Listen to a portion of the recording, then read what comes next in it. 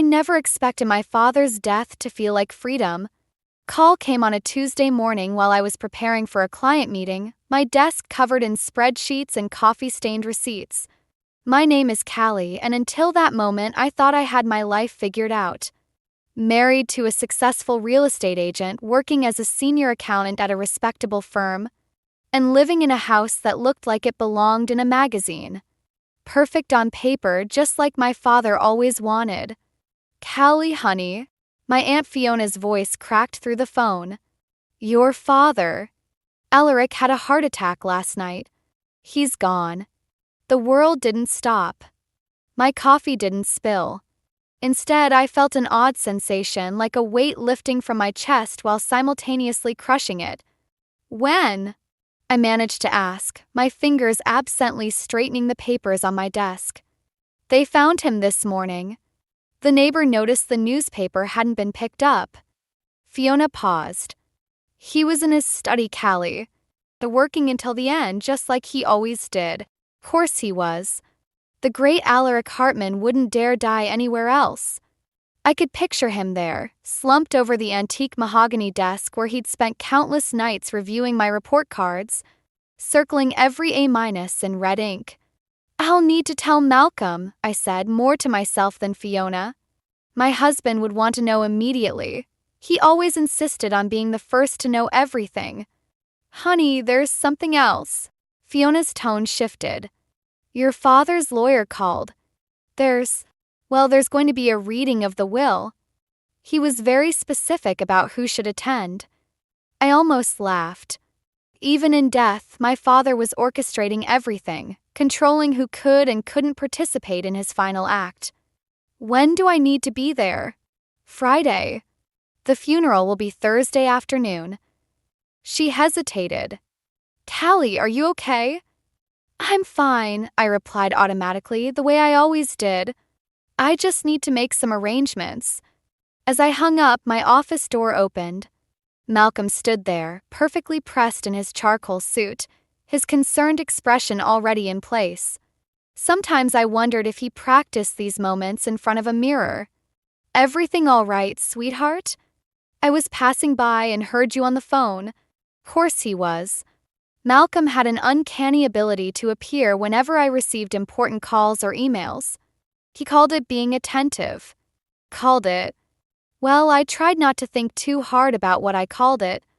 My father died, I said, watching his face carefully. Heart attack. His expression shifted from concern to calculation so quickly I almost missed it. Oh, darling, I'm so sorry.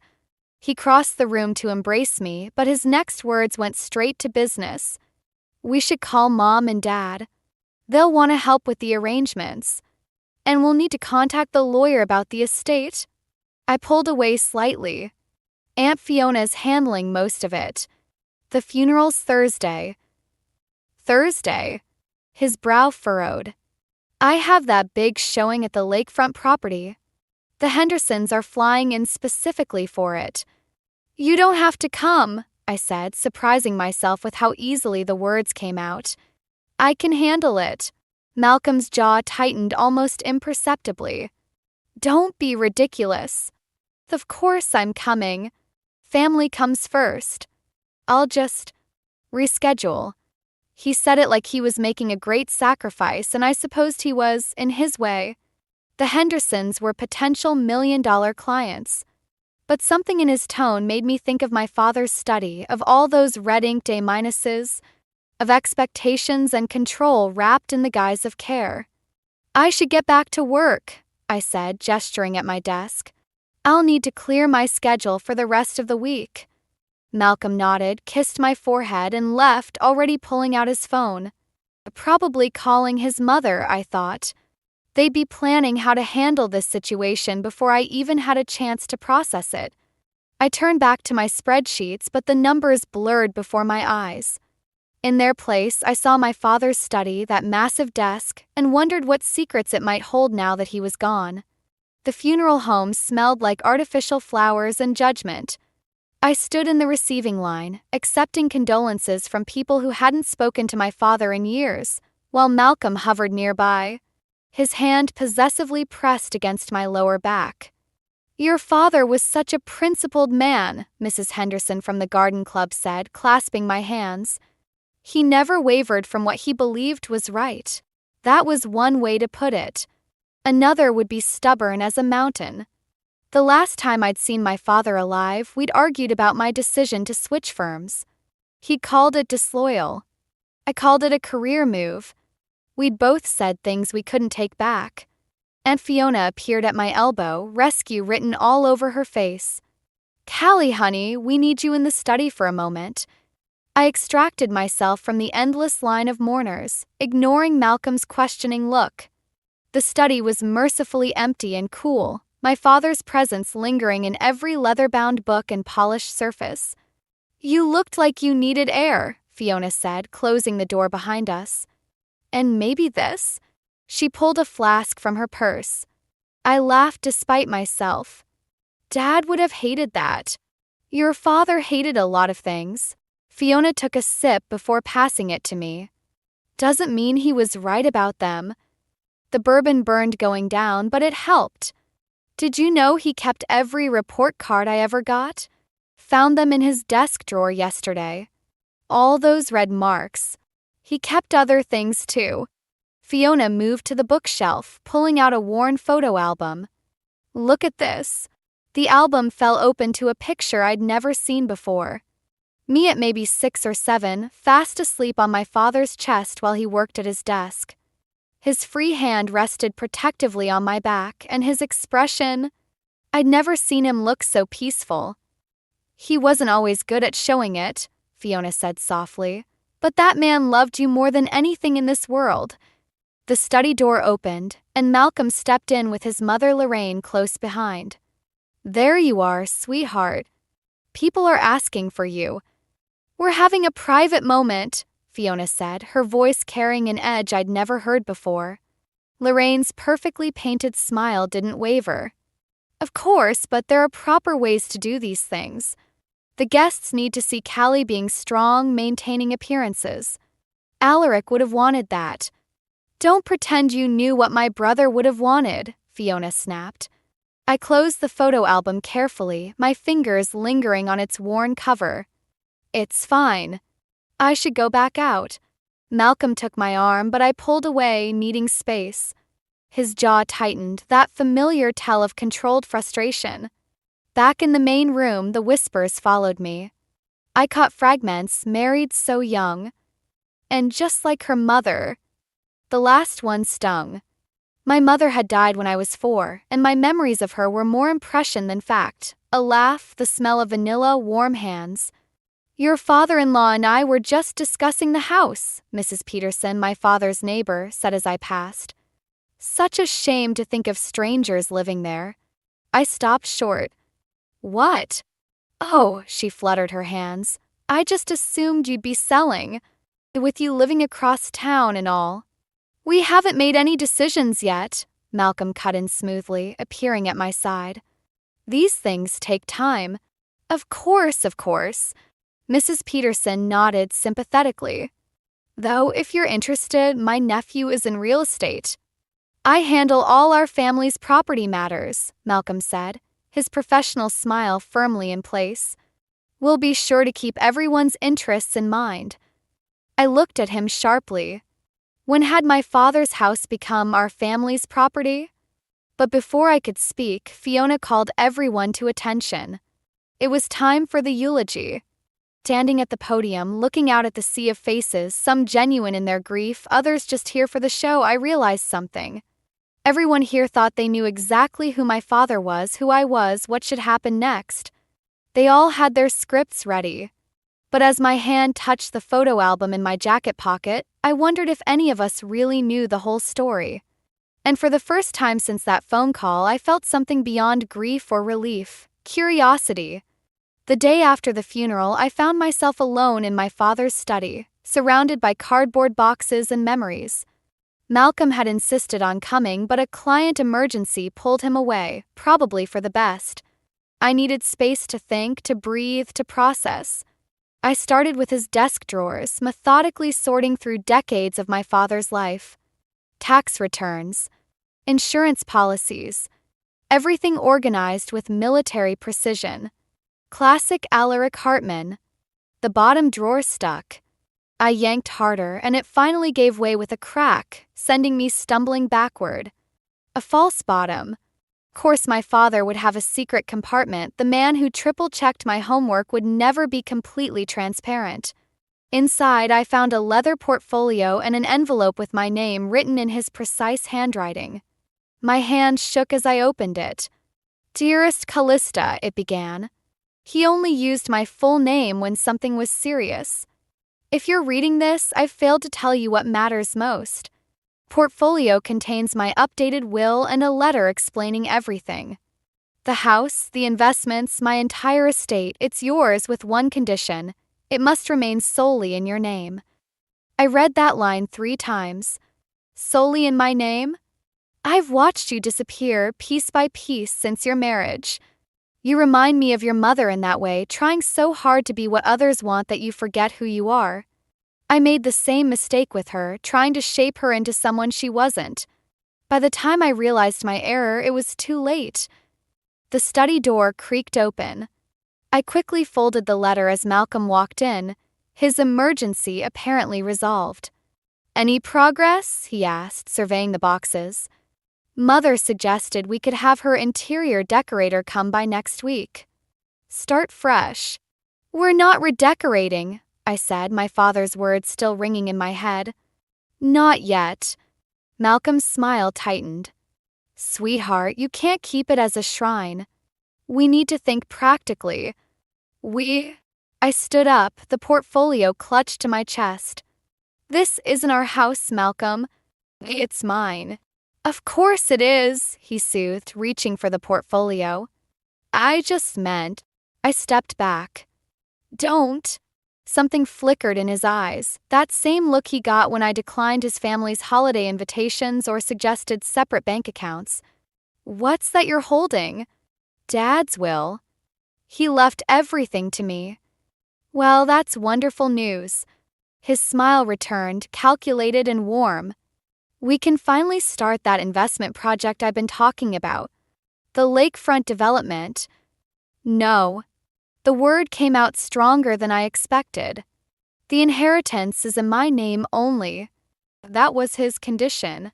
Malcolm's facade cracked. "That's ridiculous. We're married.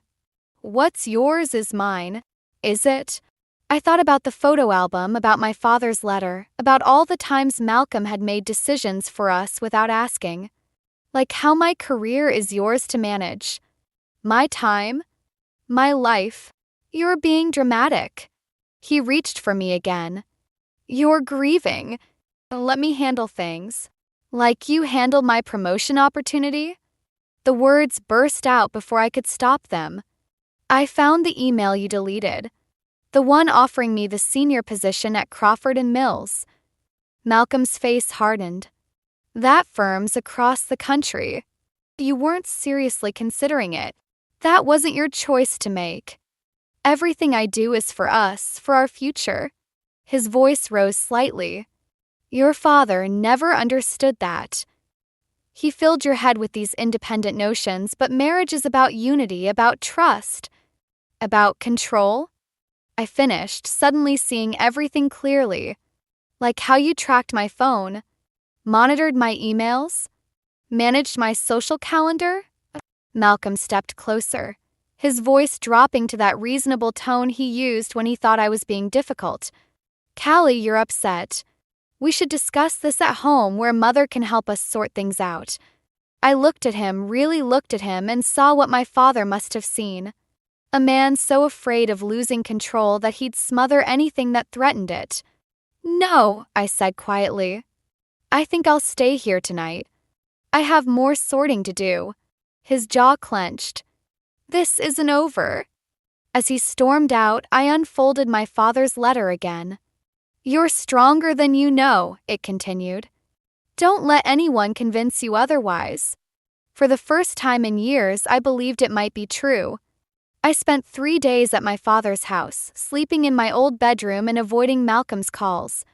On the fourth morning, Aunt Fiona showed up with coffee and a determined look in her eyes. "Your mother-in-law cornered me at the grocery store," she said, settling into my father's leather armchair. "Apparently, you're having a nervous breakdown." I snorted, taking the coffee. Did she recommend her therapist again? Among other things, Fiona's is narrowed. She mentioned Malcolm's looking into power of attorney options. For your own protection, of course. Coffee turned bitter in my mouth. He can't do that. No, he can't. But the fact that he's trying. Fiona leaned forward. "Callie, what's really going on?" Before I could answer, my phone buzzed. Another email from Malcolm, this one marked urgent. I opened it, then felt the blood drain from my face. "He's frozen our joint accounts," I said, my voice hollow. "For my own protection. To prevent any grief-driven financial decisions." Fiona cursed under her breath. "How much do you have in your personal account?" "That's just it, I don't have one." Malcolm said it would be easier to manage everything together. The words sounded so stupid now. "He even has my paychecks auto-deposited into our joint account." "Of course he does." Fiona pulled out her phone. "Call your bank right now. Then your work. Change your direct deposit information. I'll contact my lawyer." As I made the calls, my hands shaking, I remembered all the little moments that had led here. The joint account suggestion right after our honeymoon. The shared passwords for convenience. The tracking app he'd installed on my phone for safety. My phone buzzed again, Lorraine this time. I declined the call. "The lawyer can see us this afternoon," Fiona said. "But first, we need to check something." She led me to my father's study and went straight to his desk. "Your father mentioned something last Christmas about keeping documents in the safe. Said you might need them someday." "What safe?" Fiona moved the painting behind his desk, revealing a wall safe I'd never noticed. "The combination is your mother's birthday. Inside, we found a manila envelope labeled Elizabeth's Trust. My mother's name." With trembling fingers, I opened it. "Oh my God," I whispered. My mother had left a trust in my name. A separate account I'd never known about, managed by my father all these years. The balance made my head spin. "Smart man, your father," Fiona said softly. "He knew someday you'd need an escape route." My phone buzzed again. Malcolm had sent a text. "Mother and I are coming over. We need to discuss your recent behavior." I showed Fiona the message. She squared her shoulders. "Perfect timing. Let them come. I can't face them right now." "Yes, you can." Fiona gripped my shoulders. "You're not that scared newlywed anymore. You're Alaric Hartman's daughter and your mother's too. They were both fighters in their own ways." I thought about my father's letter, about my mother's hidden trust, about all the quiet ways they'd tried to protect me. "I need to make one more call." Crawford and Mills answered on the second ring. "This is Callie Hartman. About that senior position, is it still available?" 20 minutes later, Malcolm's car pulled into the driveway. I watched from the study window as he and Lorraine emerged, their faces set with concerned determination. They had their scripts ready, their plans in place. But for the first time, I had something they didn't expect: options. I touched the trust documents in my pocket and thought about my father's words. "You're stronger than you know." He'd been preparing me for this moment all along in his own rigid, protective way. "Ready?" Fiona asked as the doorbell rang. I straightened my spine, feeling something shift inside me, like a key turning in a lock I hadn't known existed. "Yes, I think I finally am." Malcolm and Lorraine swept into the study like they owned it, their concern a perfectly rehearsed duet. I stood behind my father's desk, Fiona a steady presence beside me as they took their positions. "Darling, we've been so worried," Malcolm started, his voice honey-smooth. "You're not answering calls, making rash decisions. Like protecting my inheritance?" The words came out sharper than I intended. Lorraine stepped forward, all maternal concern. Sweetheart, we understand you're grieving. That's why Malcolm had to take precautions. These kinds of decisions shouldn't be made in emotional states. What decisions would those be? I asked, my hand resting on the trust documents. The job offer I accepted? Or the separate bank account I just opened? Malcolm's facade cracked slightly. You what? Crawford and Mills offered me the senior position again. I start next month. That's across the country, Lorraine gasped. Malcolm, did you know about this? His laugh was brittle. She's not serious. Callie, you're upset about your father, I understand. But this theatrical rebellion needs to stop. Rebellion? I pulled out my father's letter. Is that what you call independence? I call it ingratitude, he snapped, mask finally slipping. Everything I've done, everything we've built, and you're willing to throw it all away? For what? Some fantasy of freedom? Freedom isn't a fantasy, Malcolm. It's a right. I opened the letter. Want to know what my father really thought of our marriage? Your father was a controlling old man who saw right through you, I cut in. Who knew exactly what you were doing because he'd done it himself to my mother. The difference is he learned from his mistakes. Lorraine moved closer to Malcolm, her hand on his arm. We should call Dr. Stevens. She's clearly having some kind of breakdown. Already tried that angle, Fiona said coldly. The lawyer shut it down this afternoon, along with that power of attorney request. Malcolm's face darkened. You went to a lawyer? Actually, the lawyer came to me. Apparently, my father arranged it before he died. I met his gaze steadily. He arranged a lot of things, Malcolm, including my mother's trust fund. Color drained from his face. What trust fund? The one you'll never touch. I pulled out the papers. The one that's going to fund my fresh start without you. He lunged forward suddenly, reaching for the documents. I jerked back, but Fiona was faster, stepping between us. The look in Malcolm's eyes in that moment told me everything I needed to know about who he really was. That's my cue, Fiona said, pulling out her phone. Should I call the police now, or would you like to leave quietly? This isn't over, Malcolm snarled, but Lorraine grabbed his arm. Not here, darling. Not like this. She turned to me, eyes cold despite her smile. You'll regret this, Callie. Running away won't solve anything. I'm not running away, I said. I'm walking away. There's a difference. After they left, Fiona hugged me tight. You okay? I wasn't, not really. My hands were shaking, and my heart felt like it might burst. But underneath the fear was something else, something that felt like my father's strength and my mother's spirit combined. I need to pack some things, I said, pulling away. I can't go back to that house. You'll stay with me until you leave for the new job. Fiona paused. You know they won't give up easily, right? Malcolm's type never does. I looked around my father's study, at the life he'd built, at the protection he'd tried to provide. Then I thought about my mother's trust fund, her own secret rebellion, her gift to me across time. Let them try, I said, picking up the photo album from the desk. I'm done being managed. My phone buzzed, Malcolm again. This time, instead of ignoring it, I blocked his number. Then his email. Then his parents. Each tap felt like breaking another link in a chain I hadn't even realized I was wearing. Dad would be proud, Fiona said softly. I touched the letter in my pocket. I think he finally is. A week after moving in with Fiona, I came home from the lawyer's office to find our front door ajar.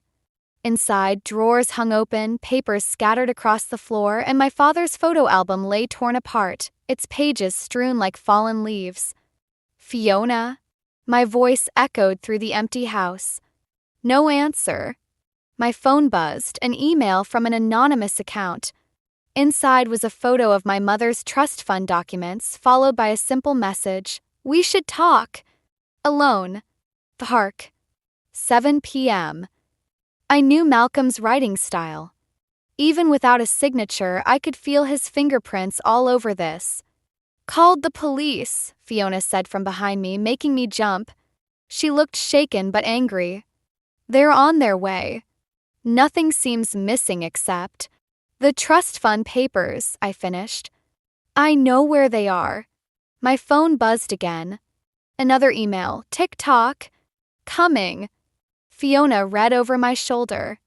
"You're not going." "I have to." I picked up a torn photo of my father from the floor. These were copies anyway. The originals are safe with the lawyer. "That's not the point." Fiona grabbed my arm. "He broke in, Callie.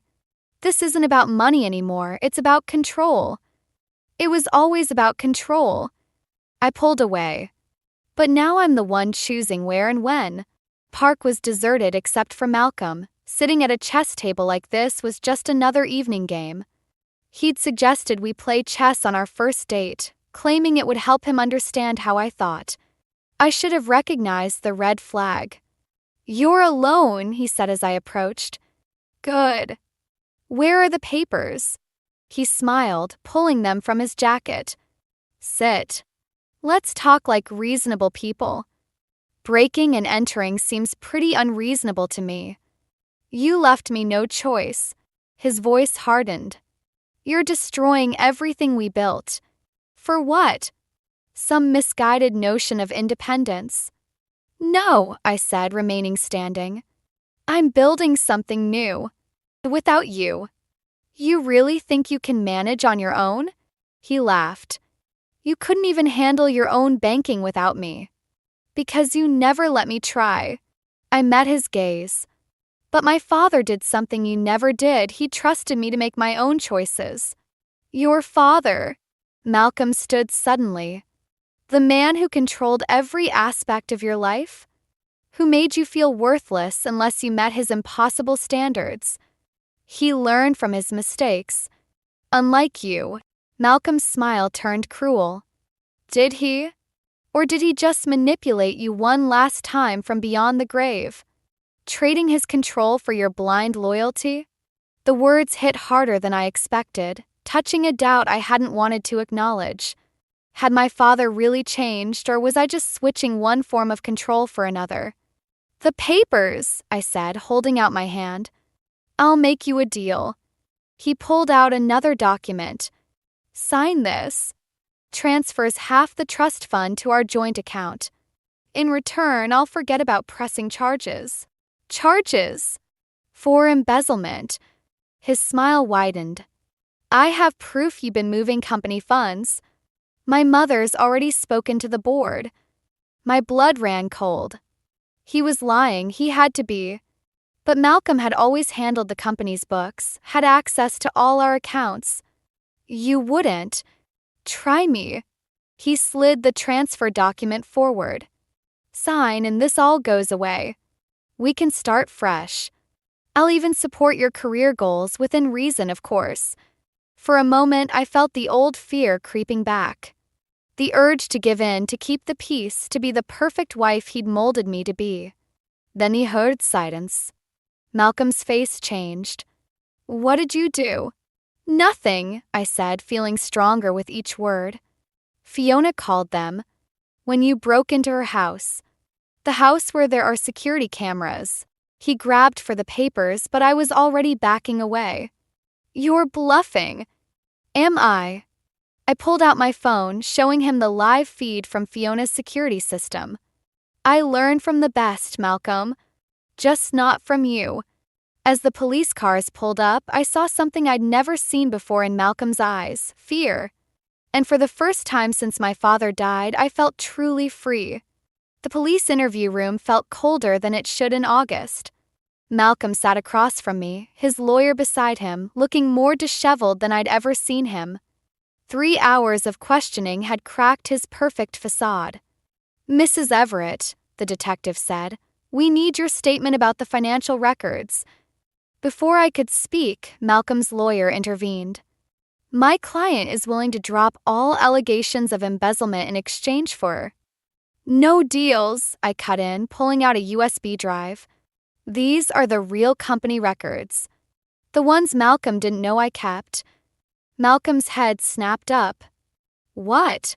I learned from my father to always keep backup records. I slid the drive across the table. Every transaction for the past 3 years, including the ones you've been hiding from your parents. His face went pale. Callie, don't. The lakefront development project? I continued, watching him crumble. It failed 6 months ago. But you kept taking investor money, didn't you? Including from your mother. The detective picked up the drive. Malcolm lunged forward, but the officer behind him placed a firm hand on his shoulder. You were supposed to trust me, he hissed. That's what wives do. No, that's what marks do. I stood up. We're done here. In the hallway, Lorraine waited with Clyde, her perfect makeup streaked with tears. Is it true? She demanded. The development. Ask your son. I moved to pass her, but she grabbed my arm. We gave you everything, she said. Made you part of our family. And this is how you repay us. I thought of all the family dinners, the subtle criticisms, the way they'd shaped and molded me into their perfect daughter-in-law. You never gave me anything. You just took and took until there was nothing left. That's not true, Malcolm called from the doorway, handcuffed but still trying to control the narrative. I loved you. I protected you. No, I said, turning back. You loved owning me. There's a difference. His face changed then, vulnerability cracking through the anger. I didn't want to lose you. Everything I did. I was trying to keep us together. For a moment, I saw him as he'd been when we first met. Charming, seemingly sincere, a little broken. The man I'd thought I could help, could love enough to fix. I know, I said softly. That's what makes it worse. Please, he whispered. I'll change. We can start over. Lorraine stepped forward. Listen to him, Callie. Family forgives. You're right. I pulled out my father's letter, the one I'd carried since finding it. Family does forgive. But they also learn from their mistakes. I handed the letter to Malcolm. My father wrote this before he died. About how he almost destroyed my mother trying to protect her. About how love shouldn't feel like a cage. Malcolm's hand shook as he read. He was wrong about me. About us. No, I said. He was wrong about himself. And he learned from it. That's the difference between you. As the officers led Malcolm away, Lorraine made one last attempt. You'll regret this. You're nothing without this family. I thought of my father's study, of my mother's hidden trust, of Fiona's unwavering support. I'm not nothing. I never was. You just couldn't see me behind all the walls you built. Beside the station, Fiona waited in her car. You okay? I looked back at the building where my old life was crumbling. Malcolm would face charges. His parents would face financial ruin. The perfect family image they'd cultivated would shatter. I thought revenge would feel better, I admitted. This isn't revenge, Fiona said. It's justice. There's a difference. As we drove away, I realized she was right. Revenge would have been destroying them simply because I could. Justice was finally telling the truth about them, about myself, about everything. Ready to pack for Crawford and Mills? Fiona asked. I touched my father's letter in my pocket and smiled. Ready to start living. 6 months after Malcolm's arrest, I stood in my father's study for the last time. The house had sold quickly, too many memories for me to stay, too much potential for the young family moving in. As I packed the last box, something fell from between my father's old books. Another letter. Paper was older than the first one, yellowed and soft at the edges. Inside, I recognized my mother's handwriting. My dearest Alaric, it began. By the time you read this, I'll be gone. Not because I don't love you, but because love shouldn't feel like drowning. Take care of our Callie. Teach her to swim. I sat in my father's chair, letting the words sink in. All those years of strict rules and high expectations, had he been trying to teach me to swim in his own broken way? My phone buzzed, a news alert about Malcolm's sentencing. 5 years with possibility of parole. The Everetts had lost everything, their reputation, their savings, their carefully constructed facade of perfection. Last I heard, Lorraine had moved in with relatives out of state. Ready! Fiona appeared in the doorway, carrying another box. The movers are here for the furniture. Found something, I said, holding up the letter. Mom wrote it. Before she left. Fiona's eyes widened. Left? But I thought. So did I. I carefully folded the letter. Turns out there are different kinds of death, different kinds of grief, different kinds of love too, Fiona added softly. We worked in silence, dismantling the last pieces of my father's life. Each book, each paper, each memory carefully packed away. When we reached his desk, I found one final surprise. A small key taped beneath the drawer with a note. For when you're ready to swim. Key fit a safety deposit box at his bank. Inside was a journal, my mother's. Not dead after all, but living quietly in Oregon. All these years, my father had known where she was, had kept her secret, had let her go. He wanted to tell you, read his final note tucked inside the journal. But he was afraid you'd choose her over him. Pride makes cowards of us all. Don't make my mistakes, Callie. Don't let fear of losing love become a cage. 2 weeks later, I stood outside a small bookstore in Portland, watching a woman with my eyes and smile help a customer. My mother. Alive. Free. Different kinds of death indeed. I didn't go in. Not yet. Instead, I drove to my new apartment near Crawford and Mills, where a corner office and a team of my own waited. Where no one knew me as Malcolm's wife or Alaric's daughter. Where I could finally just be Callie.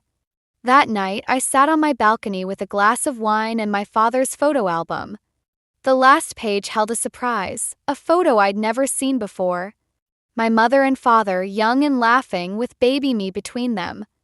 On the back, in my father's handwriting, remember, love sets free. My phone buzzed, a text from an unknown number. Malcolm somehow reaching out from behind bars. I didn't read it. Instead, I blocked the number and opened my mother's journal. Dear Elizabeth, I wrote on the first blank page. I understand now. About drowning. About swimming. About finding air when you need it most. Maybe someday we'll talk about it. But for now, I just wanted you to know I learned to swim. Closed the journal and looked out at the city lights, thinking about different kinds of love, different kinds of freedom, different kinds of strength. My father had taught me more than just rules and expectations. He'd taught me how to break free of them. Tomorrow I'd start swimming on my own. But tonight I let myself float, suspended between past and future, between grief and hope, between what was and what could be. And for the first time in my life, the water felt just right. The laptop screen cast a harsh glow across my face as I stared at the email thread, my fingers hovering motionless over the keyboard. 3 hours had passed since I'd accidentally stumbled into Ryan's account, left open on our shared computer, and I still couldn't process what I was reading. I'm Iris, and until tonight, I thought I understood my marriage. Have you managed to keep her focused where we discussed? Evelyn's message read. Remember, darling, a wife who feels too independent becomes difficult to guide. Our plan needs patience. My husband's response made my stomach turn. Don't worry, Mother. Iris still thinks everything's her idea. The transfer will happen soon enough. The words blurred as tears threatened to spill. I blinked them back, refusing to cry. The timestamp showed this exchange happened just yesterday, while Ryan and I were planning our future together over dinner. While he smiled and nodded at my career goals, he was plotting with his mother to, what exactly? Control me? Steal from me? My phone buzzed. Ryan's face lit up the screen. Hey, beautiful? Running late at the office? Don't wait up. I cleared my throat. No problem. Everything okay? Just finishing up some reports. Miss you. The casual lie in his voice made my skin crawl. I'd seen his calendar. He had dinner scheduled with Evelyn tonight, another secret meeting to discuss their plan. "Miss you too," I managed, the words tasting like ash. After hanging up, I scrolled through months of correspondence between them. Each message revealed new layers of manipulation. They discussed everything from undermining my confidence at work to slowly isolating me from my friends. Even my recent promotion had been a source of concern for them. "She's getting too ambitious," Evelyn had written. "Remember what happened with your father when he started believing he could make decisions without me." The front door clicked open downstairs. I quickly closed the laptop and moved to our bedroom, mind racing. Ryan's footsteps on the stairs were steady, unhurried, the pace of a man who believed his secrets were safe. "You're still up?" He appeared in the doorway, loosening his tie. The familiar gesture seemed sinister now, like watching an actor perform a well-rehearsed role. "Couldn't sleep." I forced a smile. "How was work?" "Brutal. These quarterly reports are killing me." He sat on the bed, reaching for my hand. "You okay? You look tense." I let him take it, studying his face. The concern in his eyes seemed genuine, and that was perhaps the most terrifying part. He'd gotten so good at this. "Actually, I wanted to talk about something." I kept my voice steady. "I've been thinking about our joint account." His fingers twitched almost imperceptibly against mine. "What about it?" "I'm considering separating our finances, for tax purposes." The flash of panic in his eyes confirmed everything. He recovered quickly, but not quickly enough. "Why would you want to do that?" His tone was carefully neutral. "We've always handled everything together, as partners." Partners. The word hung between us like a bad joke. "Just a thought," I said, pulling my hand away. "We can discuss it tomorrow. You must be tired after dinner with your mother." He froze for a split second. "What?" "Oh, sorry, I meant after your late meeting. My mistake." The silence that followed was deafening. Ryan's face went through a series of micro-expressions: surprise, fear, calculation, and finally, something close to anger. "Have you been checking my calendar?" His voice had an edge I'd never heard before. "Does it matter?" I met his gaze steadily. "We're partners, aren't we?" He stood up abruptly. "I need a shower." As the bathroom door closed behind him, I heard him pulling out his phone, no doubt calling Evelyn, reporting this unexpected development in their careful plans. I lay back on the bed, mind already racing ahead. They thought they were so clever, playing their long game, but they'd forgotten something crucial. I wasn't the same naive woman they'd started manipulating 3 years ago, and now that I knew the truth, I had plans of my own. 3 days after discovering the emails, I came home to find Evelyn's Mercedes parked in our driveway. Moving boxes were stacked by the front door, and the sound of her voice drifted from inside our house, my house, like poison in the air. "Really, darling, the guest room is perfect. I can keep an eye on everything from there." I stood frozen on the doorstep, my work bag suddenly heavy on my shoulder. Ryan appeared in the hallway, carrying another box. "Surprise?" he beamed, as if he'd just arranged the most thoughtful gift. "Mom's pipes burst at her place. She'll be staying with us for a while." The calculated timing was impressive. Of course she'd show up now, just when I was starting to piece together their scheme. "How long is a while?" I managed to ask. "Oh, don't worry about that, dear." Evelyn emerged from the guest room, her perfectly manicured hands clasped together. "The contractor said it could be weeks, maybe months, but I'll make myself useful. I know how overwhelmed you've been lately." My fingers tightened around my bag strap. "I'm not overwhelmed." Now. She patted my arm as she passed, her touch light, but somehow invasive. "Ryan tells me you've been acting rather stressed, checking his calendar, asking about finances. That's not like you at all." The look she gave me was pure concern, but her eyes were sharp as razors. Ryan shifted uncomfortably between us. "I thought having Mom here might help," he said. "You know, take some pressure off." "Pressure," I repeated. The word tasted bitter. "Right." That night, I lay awake listening to their muffled voices from downstairs. The guest room shared a wall with our bedroom, and I could hear Evelyn unpacking, each drawer closing like a countdown to something inevitable. My phone lit up with a text from Ryan. Coming to bed soon. Love you. He was 20 feet away in our own house, texting instead of speaking. The distance wasn't physical anymore. The next morning, I found Evelyn reorganizing my kitchen cabinets. The flow was all wrong, she explained, not looking up. Ryan always said you struggled with organization. But don't worry, I'll fix everything. I opened my mouth to object, but she was already continuing. Oh, and I took the liberty of canceling your dinner plans with Sarah tonight. Ryan mentioned you've been working so hard lately. You need rest, not social obligations. My coffee cup hit the counter harder than intended. You did what? It's for the best, dear. Sarah's influence hasn't been beneficial lately, all that talk about independent women and career advancement. She smiled, sugar sweet. Sometimes friends can plant dangerous ideas. The pieces clicked together. Sarah had been encouraging me to apply for a director position, a promotion that would put me ahead of Ryan in salary.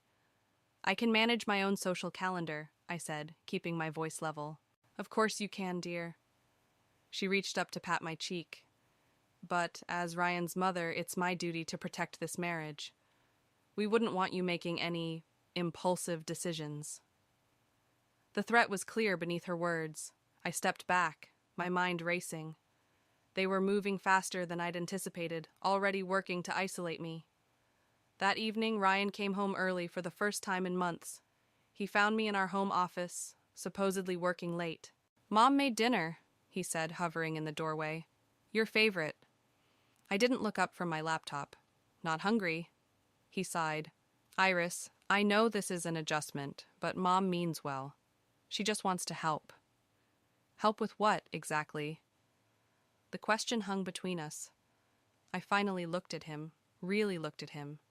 The man I married was still there somewhere, buried beneath layers of his mother's manipulation. But I couldn't reach him anymore. Come down to dinner, he said softly. Please? For me? I closed my laptop. Of course. Wouldn't want to disappoint anyone. As I followed him downstairs, I could feel Evelyn's satisfaction radiating through the house. She thought she was tightening her grip, but she'd made a crucial mistake. In trying to control every aspect of my life, she'd given me a front-row seat to their operation, and I intended to take careful notes.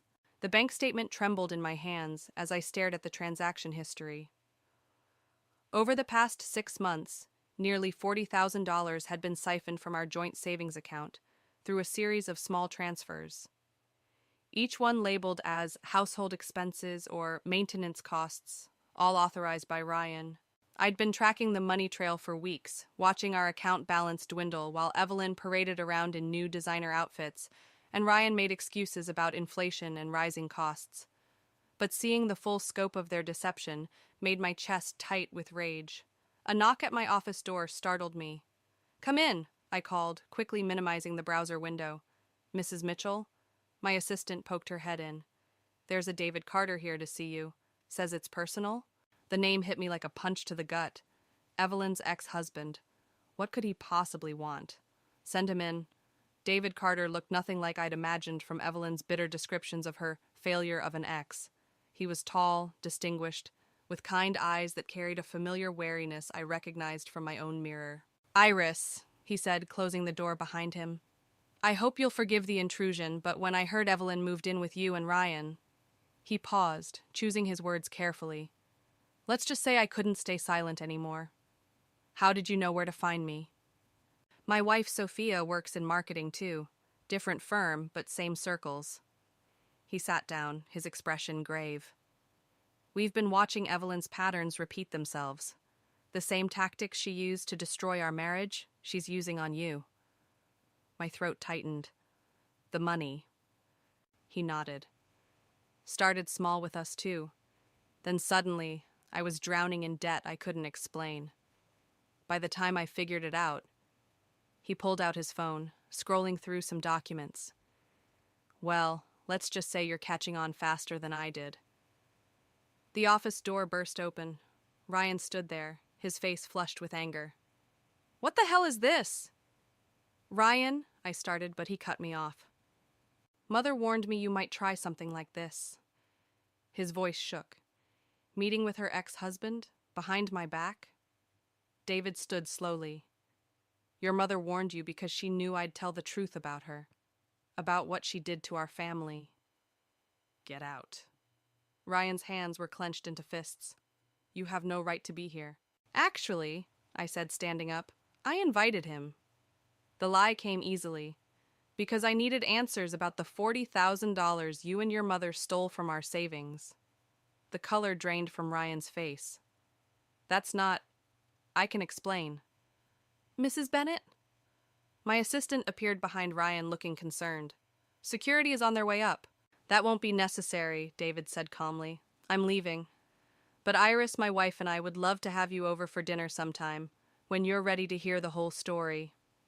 He handed me a business card and walked out, leaving Ryan and me in a silence thick with unspoken accusations. You had no right, Ryan finally said, his voice low and dangerous. That money was for our future. Our future, I laughed, the sound harsh even to my own ears. Or your mother's shopping addiction. She needed help. After everything she's done for us. For you, I corrected. Everything she's done for you. And now you're letting her destroy our marriage, just like she destroyed hers. His face hardened. You don't understand anything about my mother. No, I said quietly. But I'm starting to understand everything about you. That night I sat in my car outside David and Sophia's house, their business card crumpled in my hand. Through their window I could see them moving around their kitchen, cooking together, laughing. They looked peaceful, happy. My phone buzzed with another text from Ryan. Where are you? Mom's worried. Of course she was. Her carefully constructed web was starting to unravel, and she could feel her grip loosening. I took a deep breath and got out of the car. It was time to learn exactly what I was up against, and more importantly, how to fight back. As I walked toward their front door, I felt something shift inside me. The last traces of doubt and guilt melting away, replaced by a cold, clear purpose. They wanted to play games with my life? Fine. But they were about to learn I was done playing by their rules. Sophia's kitchen smelled like fresh coffee and honesty, a combination I hadn't experienced in weeks. She placed a manila folder on the table between us, her expression gentle but firm. Before you open this, she said, you need to understand something. What happened to David wasn't just about money. It was about control. My hands hovered over the folder. Inside were copies of bank statements, court documents, and photographs spanning David and Evelyn's marriage. Each page told a story of calculated destruction, assets drained, relationships poisoned, reality twisted until truth became whatever Evelyn declared it to be. She convinced him he was losing his mind, Sophia continued, made him doubt every decision, every memory. By the end, he couldn't even trust himself to manage his own bank account. The parallels made my stomach lurch.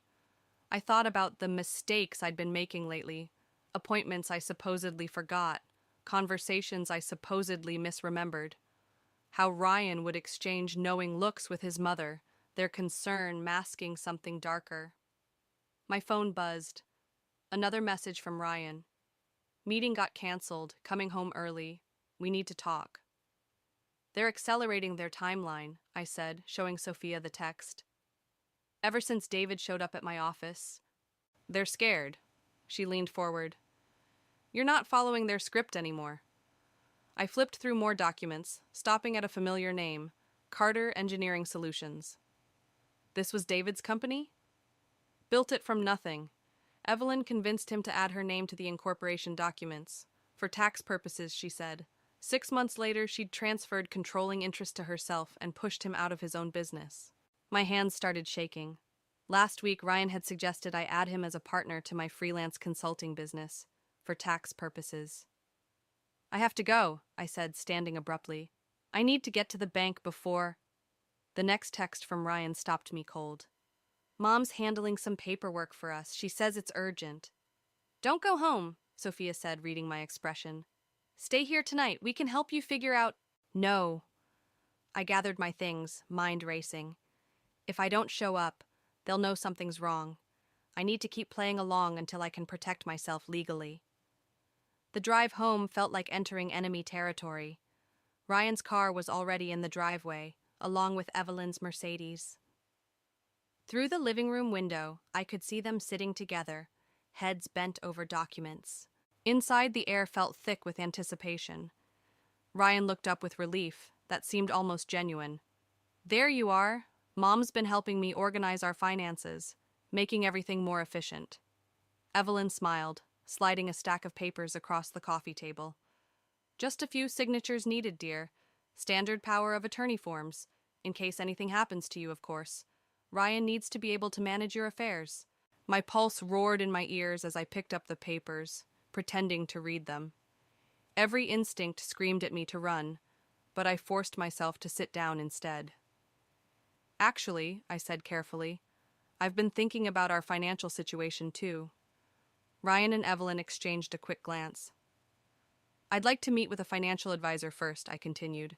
"Someone independent, to review everything." "That won't be necessary," Evelyn said sharply. Then, softening her tone, "We're family, dear. Family takes care of its own." I looked at Ryan, really looked at him, searching for any trace of the man I'd married. His eyes dropped to the floor. "You're right," I said, picking up the pen. "Family does take care of its own." I scribbled something that looked nothing like my signature on the last page, buying myself time. Tomorrow, I'd visit my lawyer with David's documents. Tonight, I needed to secure copies of our records before they disappeared. "There," I smiled, standing up. "All done. I should get some work done before bed." As I headed upstairs, I heard Evelyn's satisfied murmur. "See? I told you she'd cooperate eventually." In our bedroom, I opened my laptop and began transferring files to a secure drive. My fake signature wouldn't hold up under scrutiny, I knew that. But it didn't need to. It just needed to keep them confident, while I dismantled their plan piece by piece. The weight of their betrayal pressed against my chest, but something else was growing stronger. Determination. They thought they were closing their trap, but they'd just given me exactly what I needed, proof of their intentions. Now the real work could begin. The annual Mitchell family dinner always felt like a performance, but tonight the air crackled with something darker. Evelyn had invited the entire extended family to celebrate our growing bonds. 20 relatives packed into our dining room, watching me serve the meal she'd insisted on planning. "Iris, dear, the plates go on the left," Evelyn called out, loud enough for everyone to hear. "Though I suppose attention to detail isn't your strong suit lately." Ryan's cousins exchanged knowing looks. I set down the plates, my hands steady despite the rage building in my chest. For 2 weeks, I'd been gathering evidence, moving money, preparing my escape. I just needed to maintain the facade a little longer. "Speaking of attention to detail," Evelyn continued, raising her voice further, "Ryan tells me you've been making some concerning decisions at work. Turning down that lateral move he suggested?" I froze. The lateral move was actually a demotion Ryan had tried to convince me to take, one that would have put me under his department's control. "I'm happy in my current position," I said carefully. "Happiness isn't everything, dear. Sometimes we need others to guide us when we're not thinking clearly." She turned to the table. "Did I tell you all about the time Iris forgot to pay our property taxes?" Thank goodness Ryan caught it in time. My fingers tightened around the serving spoon. I hadn't forgotten. Ryan had intercepted the mail and hidden the notice, then saved the day by paying it himself. Another piece of their gaslighting puzzle. "Mother," Ryan warned softly, but Evelyn was on a roll. "And now she's been meeting with strange men during work hours. That David Carter fellow?" She shook her head sadly. "When someone starts hiding things from their spouse." The serving spoon clattered to the floor. The room went silent. "Would you like to know what I was really discussing with David?" My voice came out surprisingly calm. "We were talking about how you destroyed his company, how you're trying to do the same thing to me." "Iris," Ryan stood up, his face flushing. "That's enough."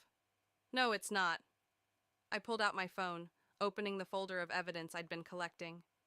Should we discuss the $40,000 you stole from our savings? Or the power of attorney forms you tried to trick me into signing? Evelyn's mask slipped for just a moment, revealing something cold and calculating beneath. Ryan, I think your wife is having another one of her episodes. Episodes?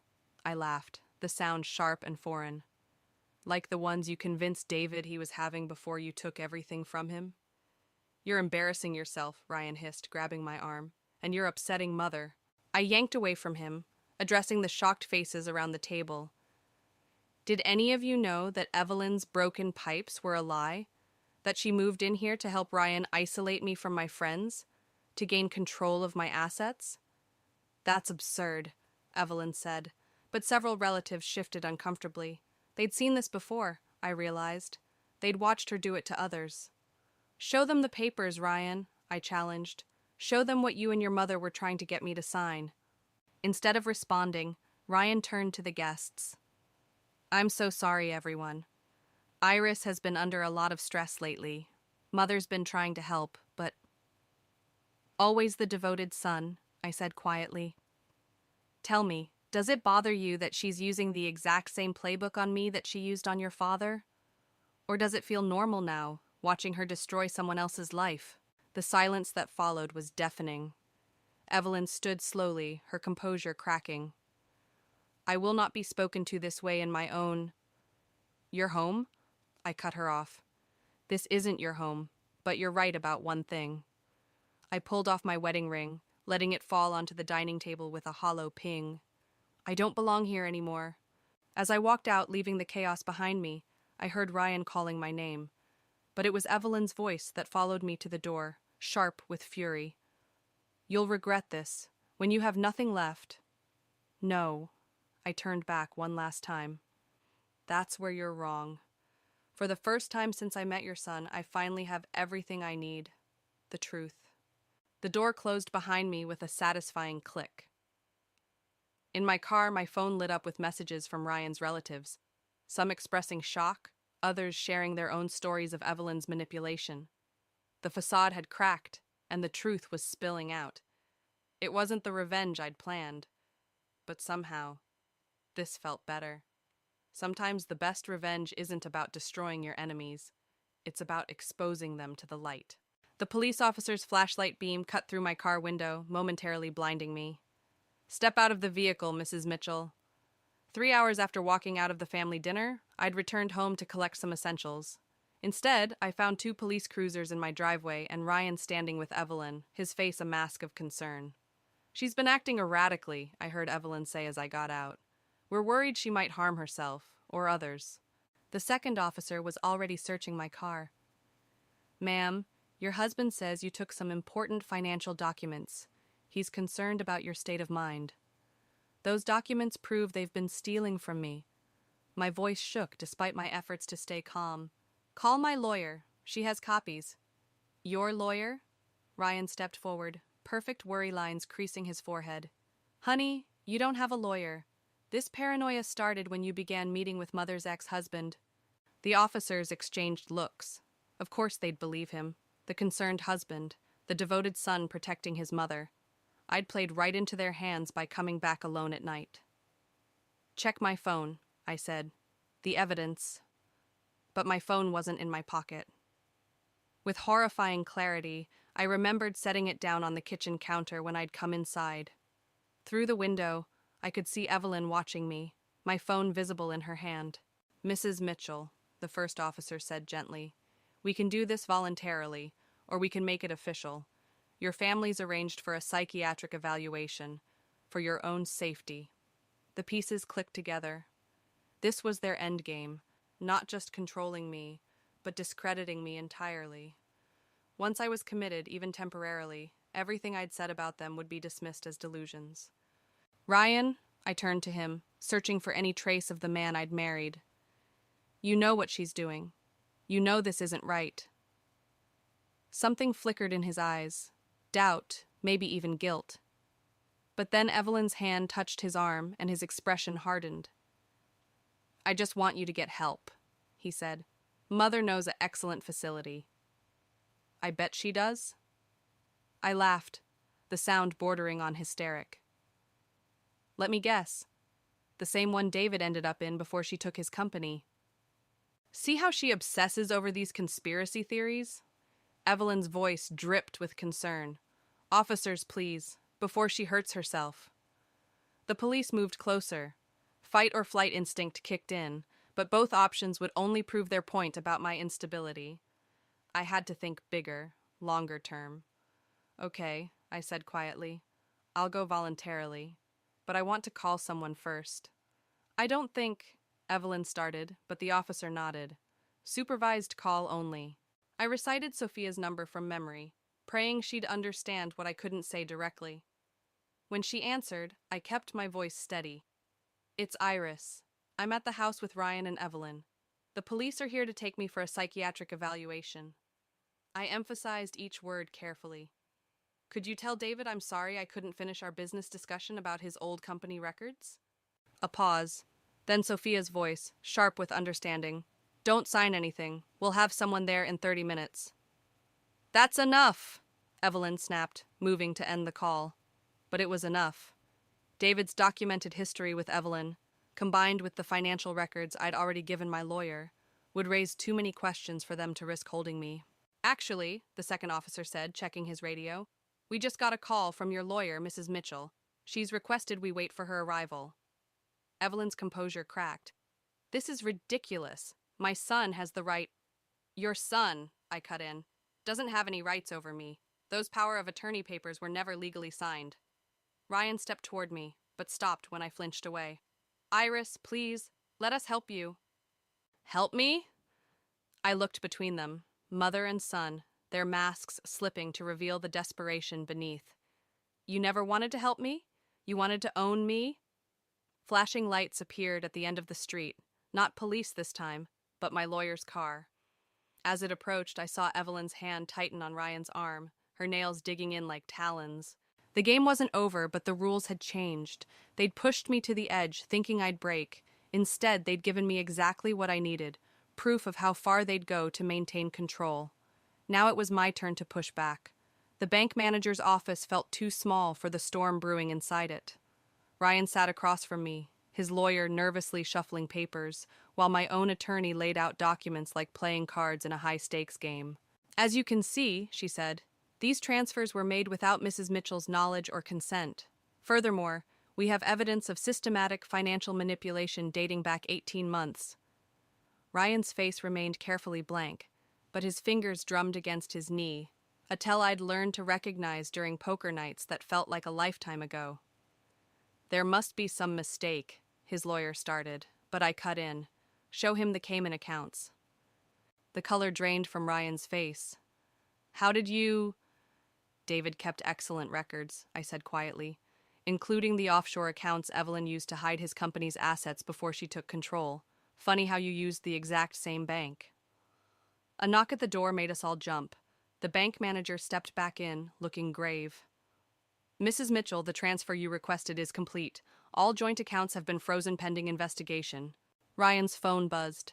I could picture Evelyn's name flashing on the screen, her carefully constructed world starting to crumble as her access to the money vanished. You can't do this, Ryan's voice cracked. Your mother needs to pay back what she stole. I leaned forward. From me, from David, from everyone she's manipulated over the years.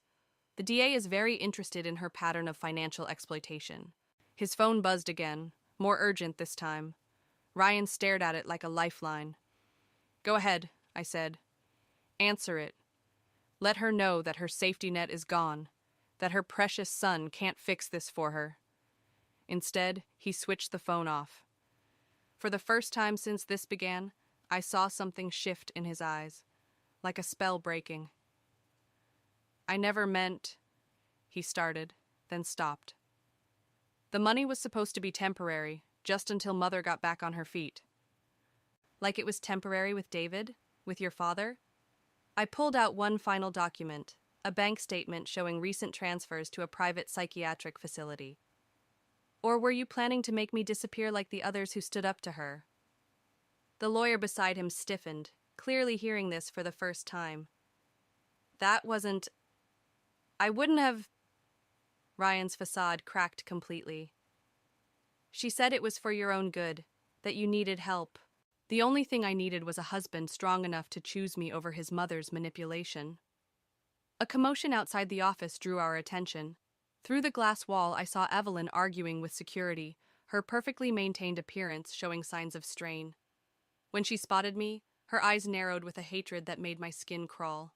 "Mr. Mitchell," my lawyer said firmly, "your mother is not permitted on these premises during these proceedings. If she enters this room, we will add harassment to the charges." Ryan stood up, torn between decades of conditioning and the truth laying bare before him. For a moment, I saw the man I'd married, scared, confused, desperate for approval. "I did love you," he said softly. "I know. That's what made it so easy for her to use you against me." He moved toward the door, then paused. "What happens now?" "Now?" I met his gaze steadily. "Now you get to choose. But whatever you decide, I'm done being a character in your mother's power plays." As he stepped out, I heard Evelyn's voice rise. "Ryan, darling, tell them this is all a misunderstanding. Your wife is clearly unwell." The door closed, muffling their voices. Through the glass, I watched Ryan straighten his shoulders and, for the first time in our marriage, walk away from his mother's outstretched hand. My lawyer gathered the documents, her expression satisfied. "The criminal investigation will take time, but with David's evidence and the bank records..." I barely heard her. I was watching Evelyn's face as security escorted her out, her mask finally shattering to reveal the desperate, frightened woman beneath. The woman who'd spent her life destroying others to maintain control, only to end up more alone than ever. It wasn't the revenge I'd imagined, but somehow it felt more complete. Sometimes the best punishment isn't what you do to your enemies, but what they do to themselves when their lies finally catch up with them. The support group circle felt intimate yet exposed, like standing in a spotlight that illuminated only the truth. 12 women, each carrying stories that echoed fragments of my own. "My name is Iris," I said, my voice steady, "and I'm here because survival isn't enough anymore." The conference room at David and Sophia's law firm had become a sanctuary every Wednesday evening, a place where masks could fall away, where manipulation lost its power in the light of shared experience. "The criminal charges against Evelyn go to trial next month," I continued, "but that's not why I'm here. I'm here because yesterday, I saw a woman at my bank showing the same signs I missed 3 years ago. The controlled movements, the nervous glances at her husband, the careful answers about her own money." The door opened quietly, and Sarah, my friend from work, the one Evelyn had tried to separate me from, slipped in. She gave me an encouraging nod. "I watched this woman sign away her financial independence," I said, "and I realized that revenge wasn't what I needed. What I needed was to turn this pain into something useful." A text message lit up my phone. Ryan's name. I'd received dozens since the investigation began, each one a mixture of apology and justification. Each one deleted, unread. Some wounds weren't meant to be reopened. "The legal fund we're building," I gestured to the donation box by the door, "isn't just about money. It's about giving women the resources I almost lost, the power to fight back before they lose themselves." Later in David's office, we reviewed the latest case files. 3 more women had come forward with stories about Evelyn's past schemes. The pattern stretched back decades, each victim isolated and discredited until they believed their own destruction was their fault. "The DA thinks she'll take a plea deal," David said, his eyes tired but satisfied. "Too much evidence, too many witnesses." And Ryan? Cooperating finally, though I suspect that has more to do with protecting himself than finding redemption. Through the window, I could see Evelyn's Mercedes being sold at auction, along with the other assets frozen by the investigation. The sight didn't bring the satisfaction I'd once craved. Instead, I felt something closer to peace, not because of what I'd taken from her, but because of what I'd reclaimed for myself. Sophia entered with a stack of intake forms. 3 new members for next week's group, word spreading. "Good," I said, picking up my bag, "but right now I have a bank to visit." The same teller who'd helped me freeze my accounts months ago recognized me immediately. She gestured subtly toward a woman filling out forms at a desk, the one I'd noticed yesterday, the one whose hands shook just like mine once had. I approached carefully, noting how she angled the paperwork away from view, a learned behavior hiding in plain sight. "Excuse me," I said softly. "I couldn't help but notice you're filling out power of attorney forms." She stiffened, a flash of fear crossing her face. "My husband says it's necessary for tax purposes." The familiar words hit like an echo. I placed one of our support group cards on her desk. "Before you sign," I said, "I'd like to tell you a story about tax purposes, about a woman who almost lost everything because she trusted the wrong people to define her worth." She hesitated, then picked up the card. Our eyes met, and I saw something spark behind her uncertainty, the same ember of defiance I'd discovered in myself. "Would you like to hear that story?" I asked. She glanced at the unsigned forms, then back at me, nodded slowly. As we walked toward the coffee shop across the street, I felt the weight of my own journey settle into something stronger than revenge, more lasting than justice. Every woman who found her way to our group was another link in a chain of resistance, each one stronger for having been tested. The story wasn't over, but at least now we were the ones writing it. I couldn't stop the tears from streaming down my face as I hung up the phone. My husband, Trent, had just been on a call with his sister, and I overheard him express doubts about my pregnancy being real. The words stung like 1,000 needles piercing my heart. I confronted Trent as soon as he ended the call. "How could you say that about me? About our baby?" I demanded, my voice trembling with a mix of anger and hurt. Trent rolled his eyes, his expression dismissive. "Oh, come on, Lila. You've been milking this pregnancy thing for all it's worth. Always complaining, always making excuses not to do anything around the house." I was stunned by his callous words. "Are you serious? I've been struggling with severe morning sickness, and you think I'm just faking it?" "Maybe you're exaggerating a little," he shrugged. "My colleague's wife had no problem keeping up with everything when she was pregnant." I couldn't believe what I was hearing. The man I had married, the one who had promised to love and support me, was now accusing me of lying and comparing me to some idealized version of a pregnant woman. "Trent, this is our child we're talking about," I pleaded, hoping to reach the compassionate side of him that seemed to have vanished. "I need you to be there for me, to understand what I'm going through."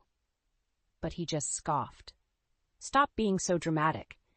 It's not like you're the first woman to ever get pregnant. Just suck it up and stop using it as an excuse to be lazy." His words cut deep, and I couldn't hold back the tears any longer. I turned away, not wanting him to see how much he had hurt me. As I retreated to the bedroom, I couldn't help but wonder what had happened to the man I fell in love with.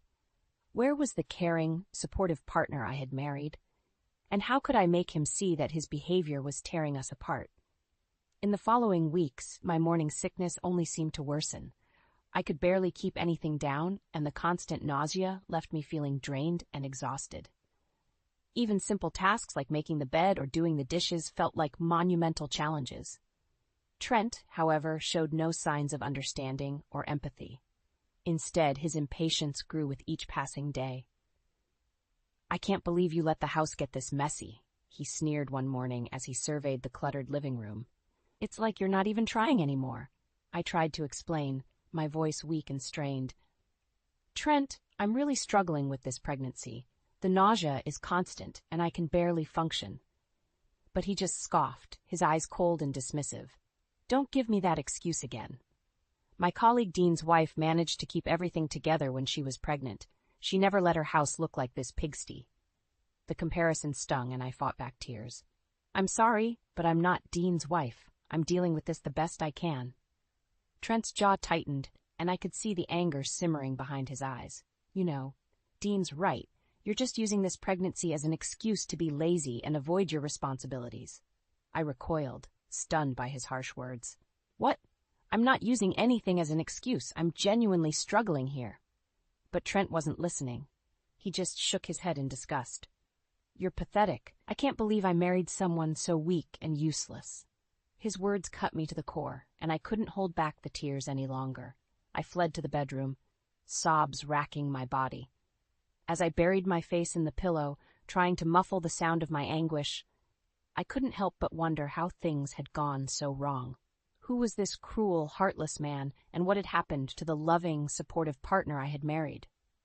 It was as if Trent had been slowly poisoned by the toxic influence of his colleague Dean, and the man I knew was slowly slipping away. I knew I couldn't go on like this, but I felt powerless to stop the downward spiral.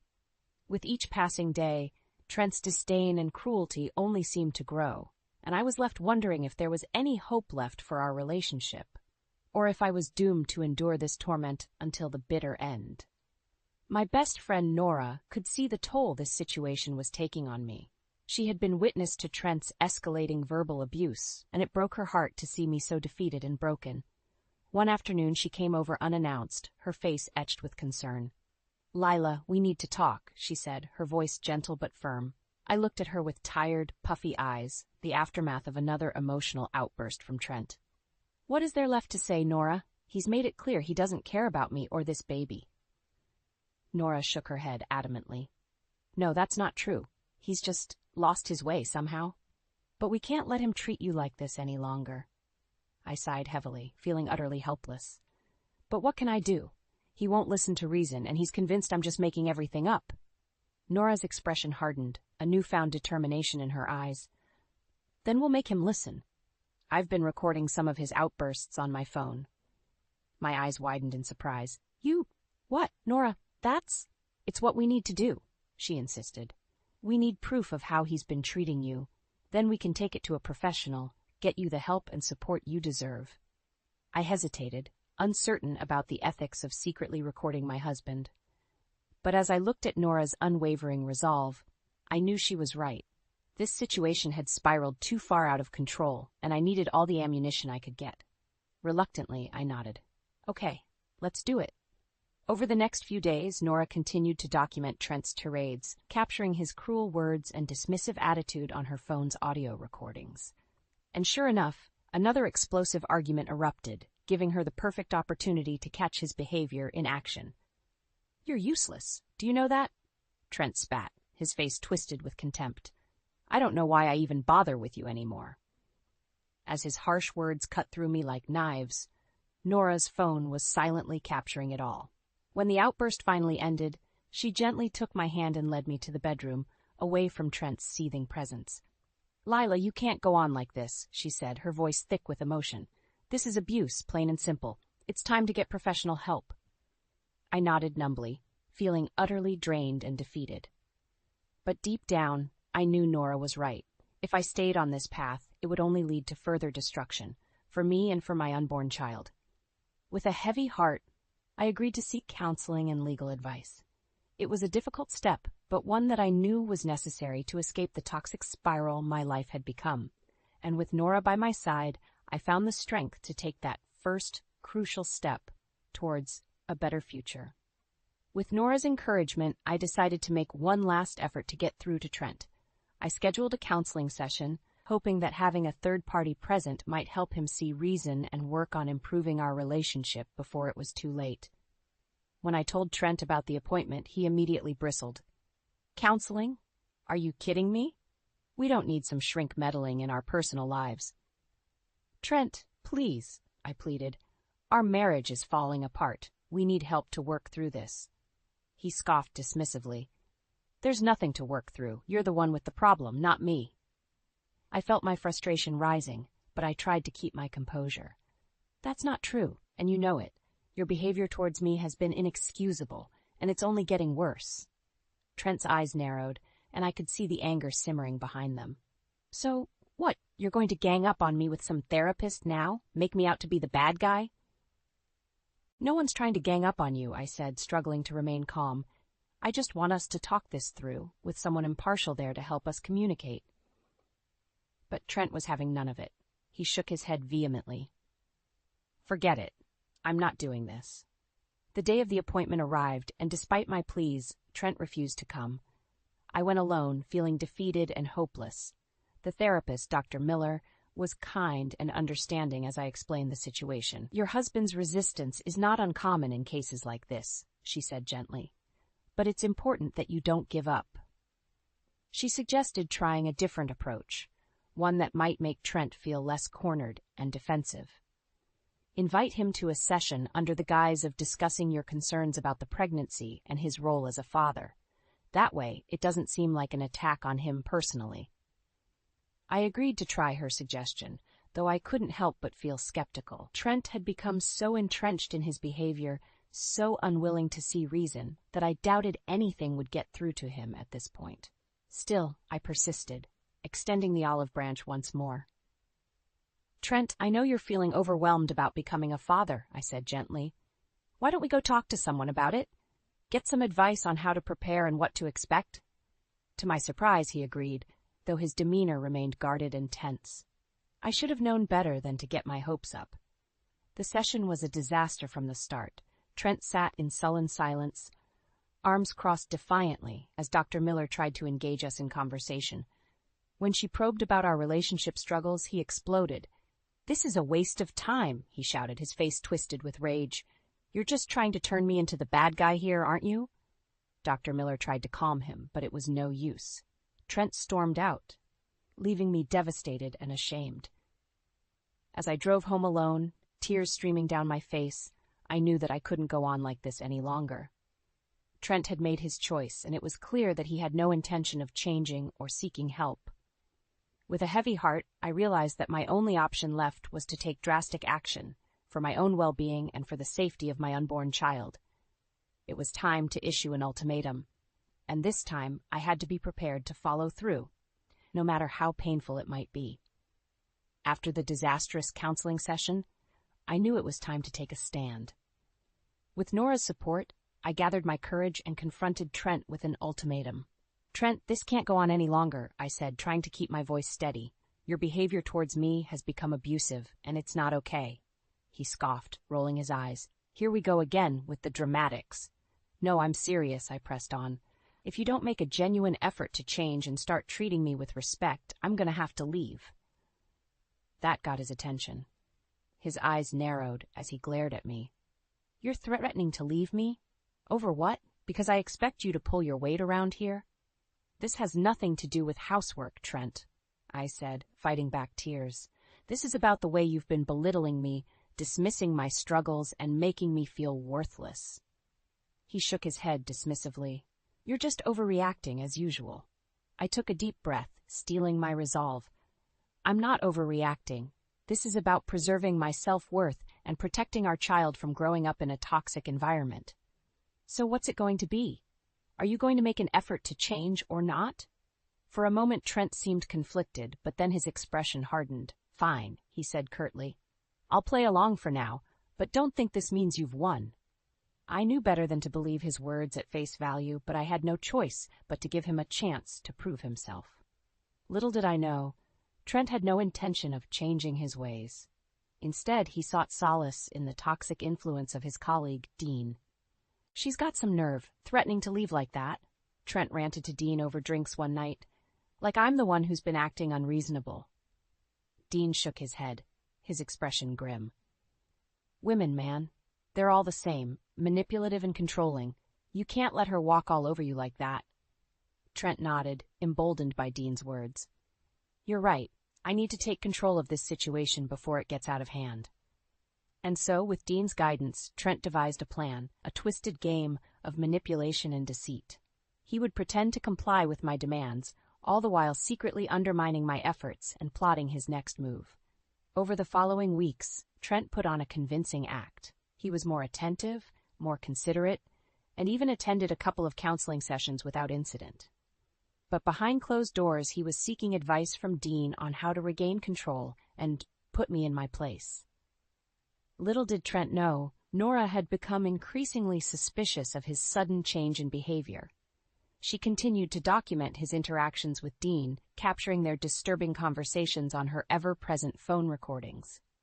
It was only a matter of time before the truth came to light, and when it did, the fallout would be catastrophic. But for now, I allowed myself to believe that Trent had finally seen the error of his ways, unaware of the sinister game he was playing. A game that would ultimately lead to his downfall. As the weeks passed, Trent's facade of compliance began to crumble. Nora had been secretly recording his conversations with Dean, capturing their disturbing plans to undermine me and reassert Trent's control.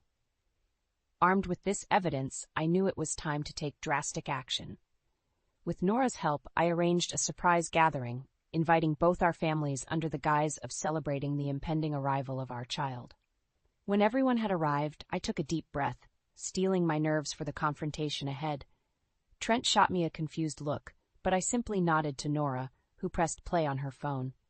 The recordings filled the room, Dean's poisonous words echoing loud and clear. "You can't let her walk all over you like that. Women are all manipulative and controlling." Gasps and murmurs rippled through the room as our families listened in horror. Trent's face drained of color, realizing he had been caught red-handed. "Is this true, Trent?" his sister asked, her voice trembling with disbelief. "Have you really been treating Lila this way?" Trent opened his mouth to protest, but I cut him off, playing another recording, this time his own words. "She's got some nerve, threatening to leave like that. I need to take control of this situation before it gets out of hand." The room fell silent, the weight of his cruelty and deceit hanging heavy in the air. Trent's family looked at him with a mix of disappointment and disgust, while my own family rallied around me, offering support and comfort. Finally, Trent's sister spoke up, her voice thick with emotion. "Lila, I'm so sorry. I had no idea. Trent, how could you do this to her, to your own family?" But Trent remained defiant, his face twisted in a sneer. "She's been manipulating all of you. Can't you see she's just playing the victim here?" I shook my head, feeling a strange sense of calm wash over me. "No, Trent. The only one manipulating here is you. And now, everyone can see the truth."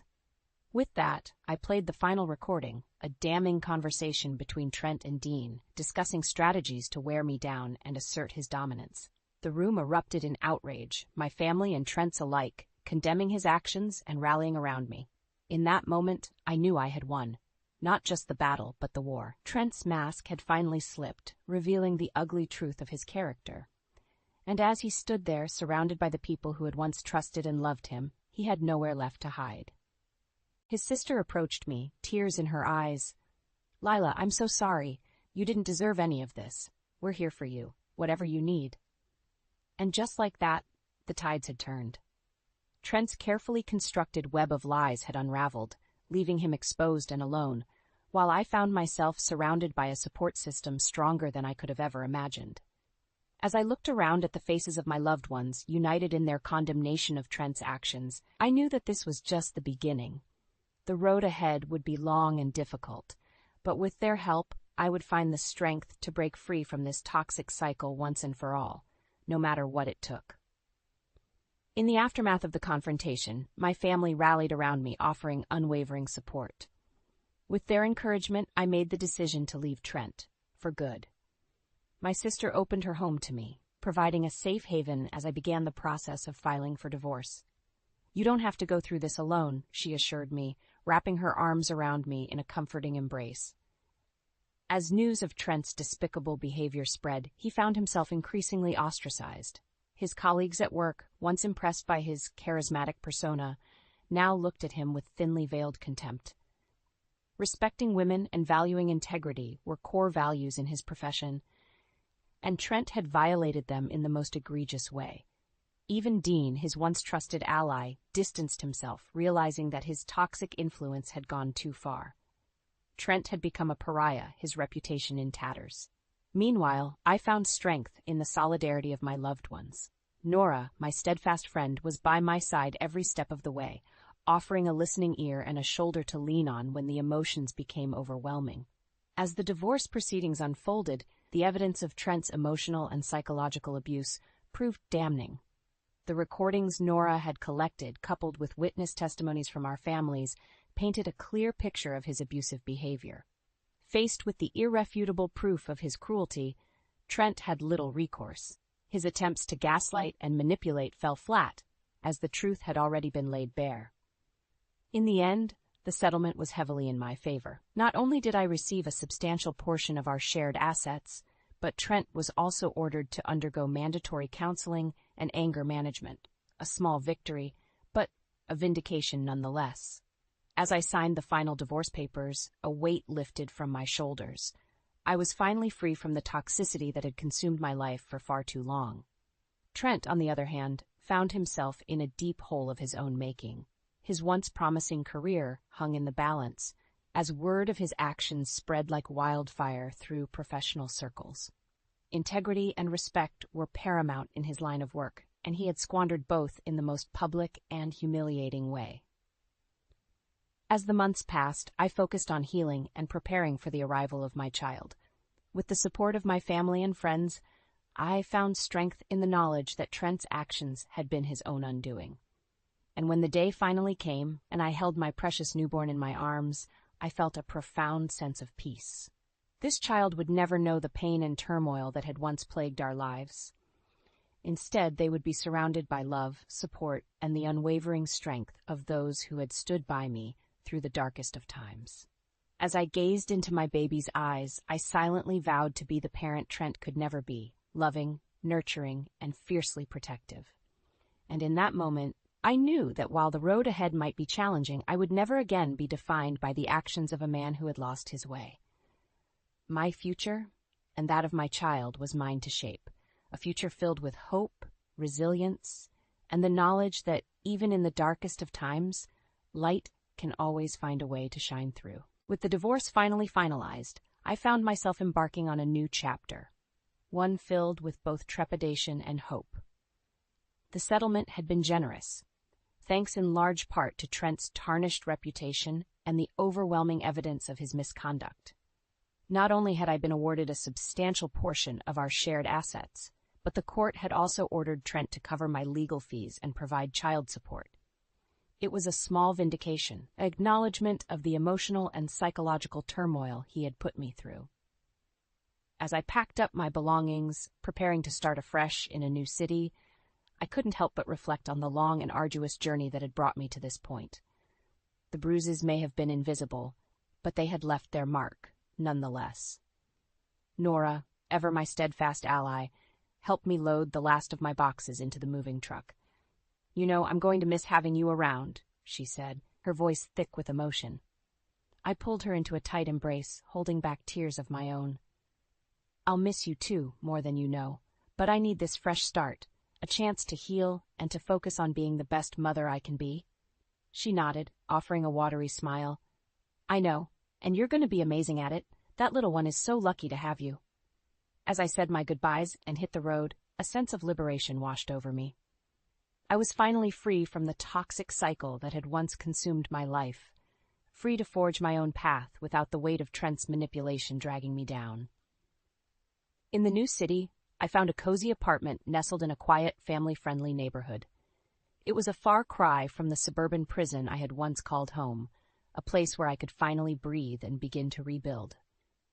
My family rallied around me, offering their unwavering support as I settled into my new surroundings. My sister, ever the doting aunt, would come over to lend a hand with the baby, allowing me precious moments of respite. And as the months passed, I found myself slowly but surely regaining my footing. The dark clouds of doubt and despair that had once loomed overhead began to dissipate, replaced by the warm glow of hope and self-assurance.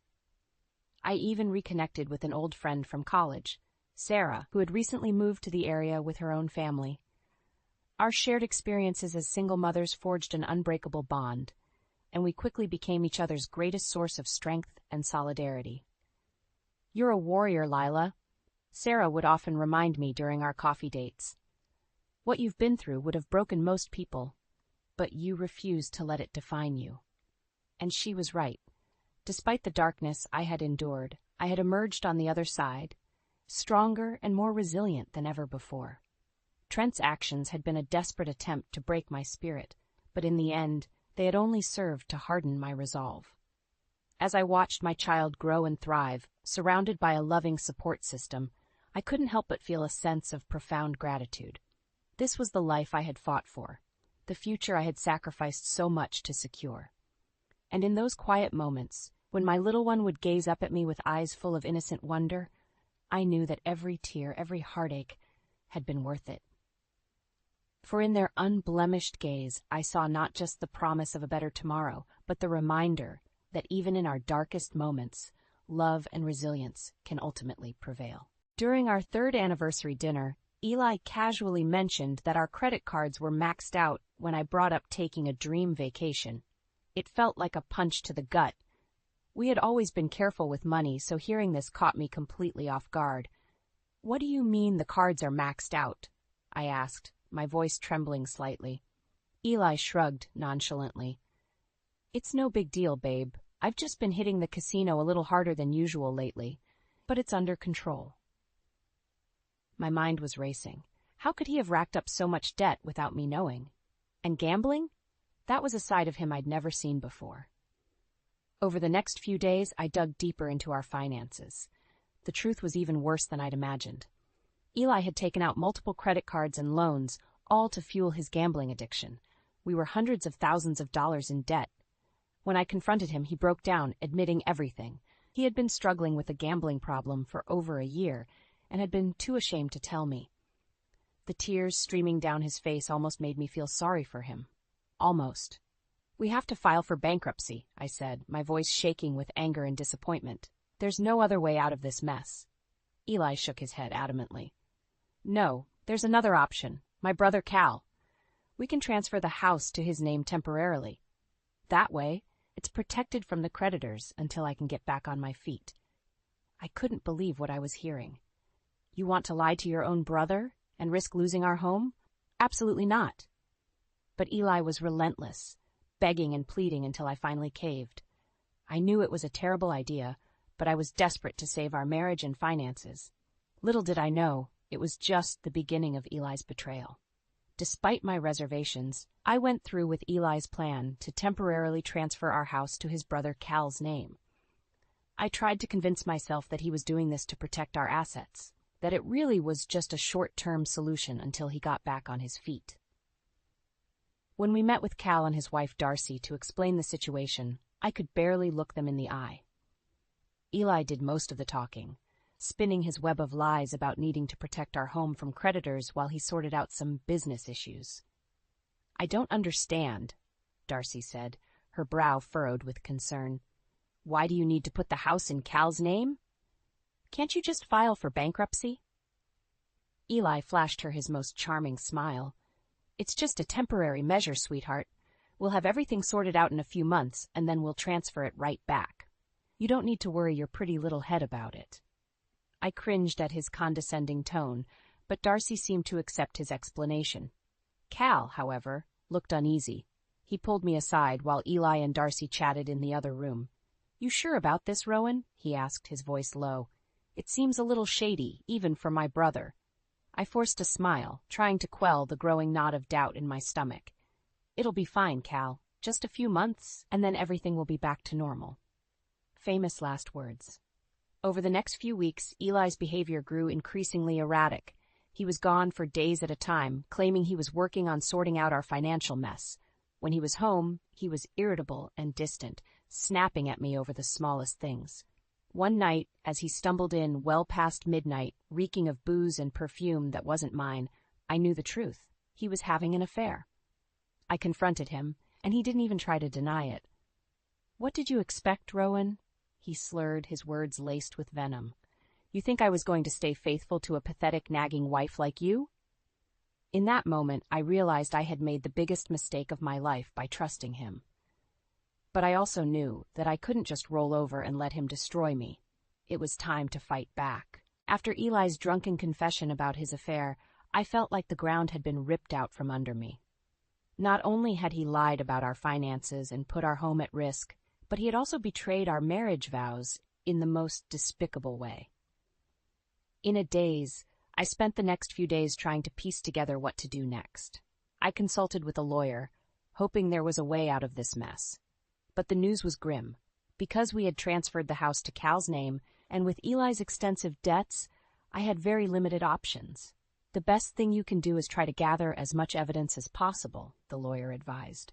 "Proof of his financial misdeeds, the affair, anything that can help build a case against him." So that's what I did. I became a private investigator in my own life, documenting every lie, every shady transaction, every sign of Eli's infidelity. I even managed to get copies of his credit card statements, revealing just how deep his gambling addiction ran. Meanwhile, Eli continued to spiral out of control. He was gone more nights than not, coming home reeking of booze and another woman's perfume. I stopped asking where he'd been or trying to reason with him. It was clear he was too far gone. The one bright spot in this whole mess was my newfound friendship with Darcy. As Cal's wife, she had been just as blindsided by Eli's schemes as I was. We bonded over our shared sense of betrayal, and she became my confidant, helping me gather evidence and offering a shoulder to cry on. "I can't believe Cal was mixed up in all of this," she said one day, shaking her head in disbelief. "He's always been the responsible one."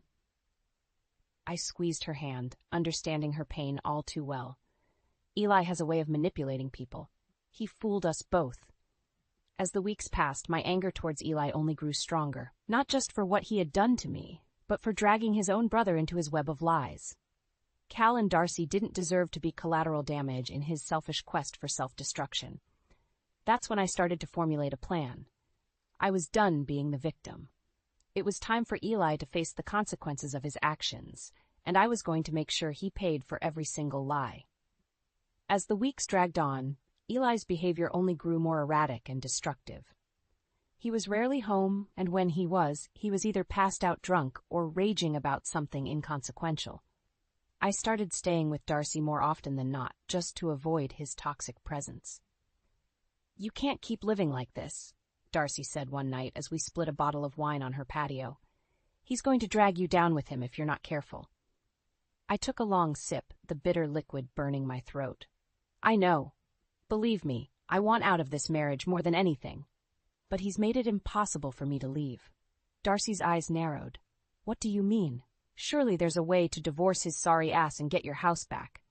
Shaking my head, I explained how Eli had me transfer the deed to Cal, making it nearly impossible for me to claim ownership again.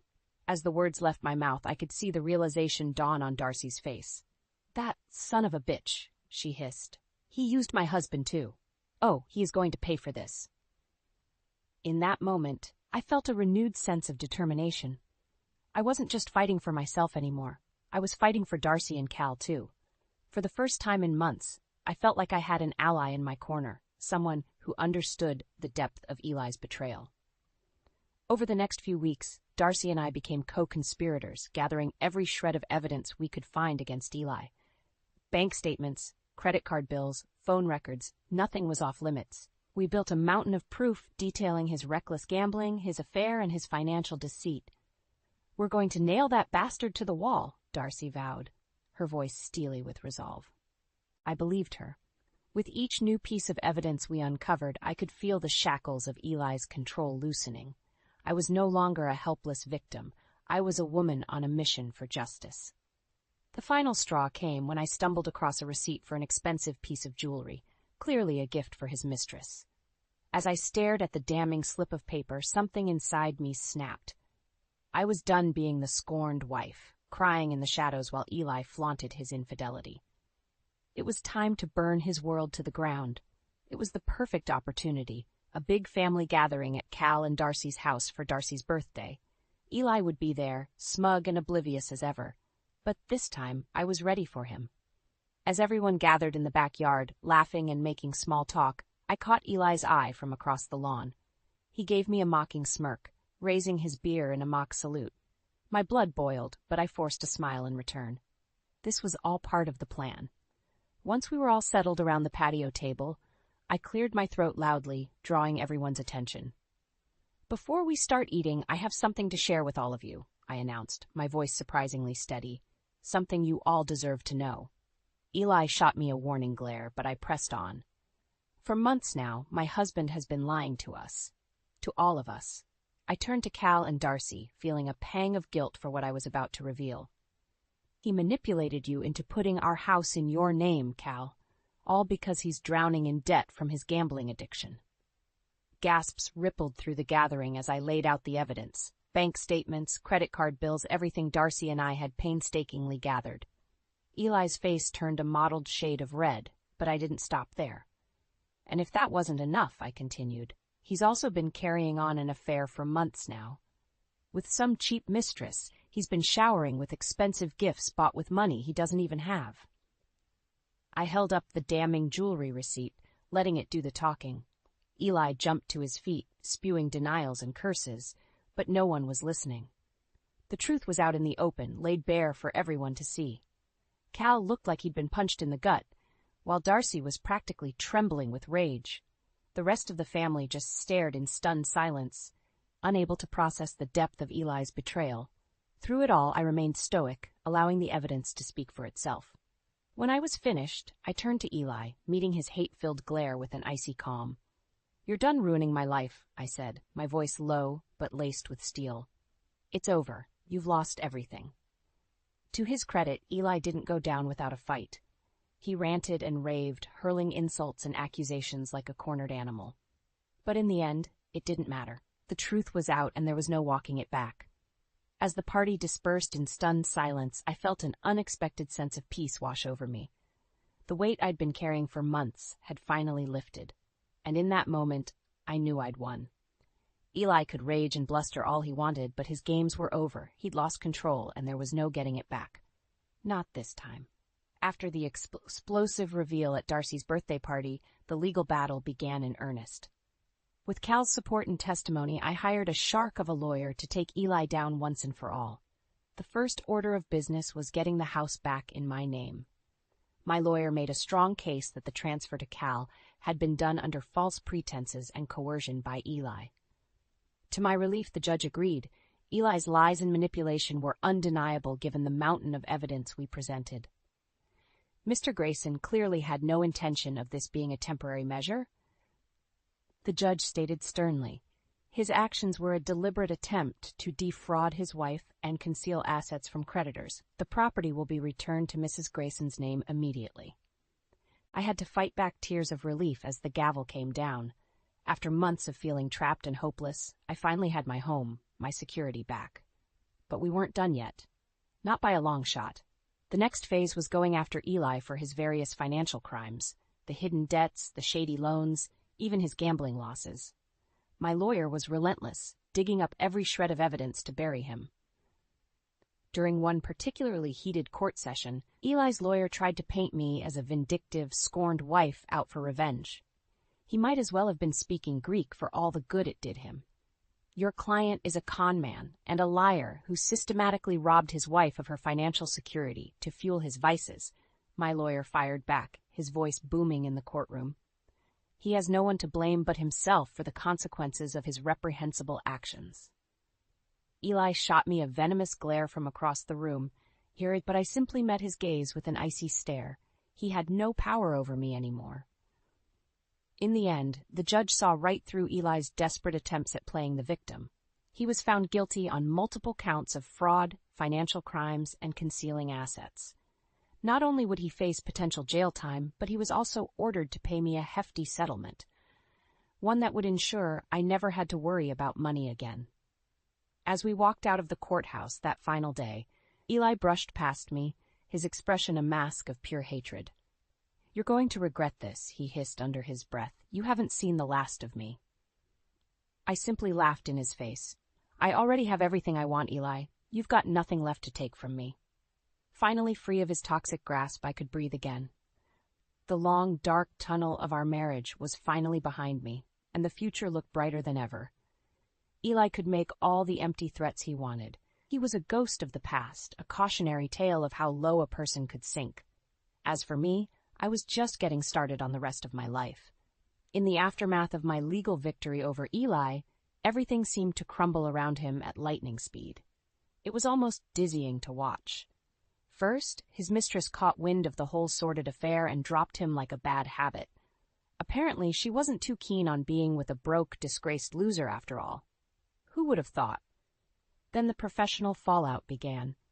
Eli had worked in real estate, and word travels fast in that world. As soon as the details of his fraud and deception hit the news, no reputable agency would touch him with a 10-foot pole. His career was essentially over before it could really begin. Meanwhile, I was just getting started on rebuilding my life without his toxic presence weighing me down. With the generous settlement from the court case, I was able to pay off what remained of Eli's debt and still had plenty left over.